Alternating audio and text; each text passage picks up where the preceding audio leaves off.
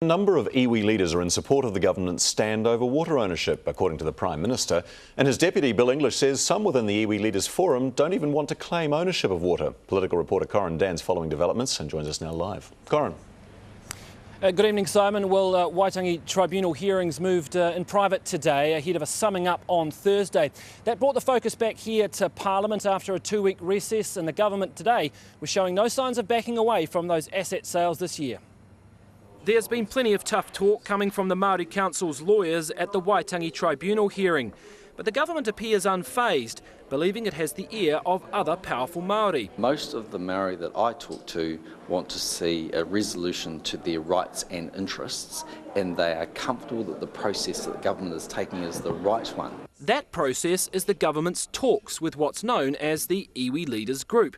This is a small group of leaders including powerful iwi like Ngāi Tahu and Tainui, with members selected from a national body of 63 tribes known as the Iwi Chairs Forum. The Finance Minister's been dealing with the group on water for some years. The iwi leaders you're speaking to aren't saying to you, we want ownership, in the Western sense of the word. No, that's right, they're not.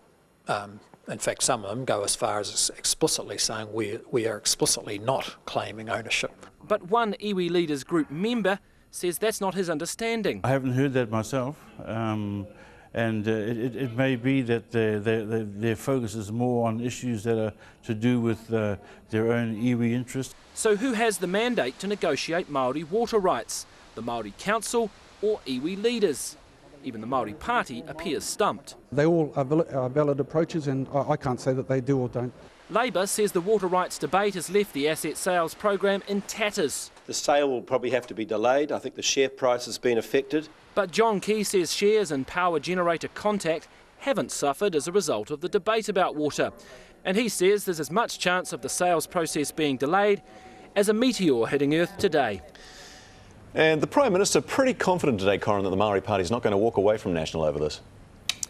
Yes, he was confident. He feels very sure that they're going to stay. He was downplaying that meeting, in fact, saying it was nothing like an emergency meeting or a crisis meeting or anything like that.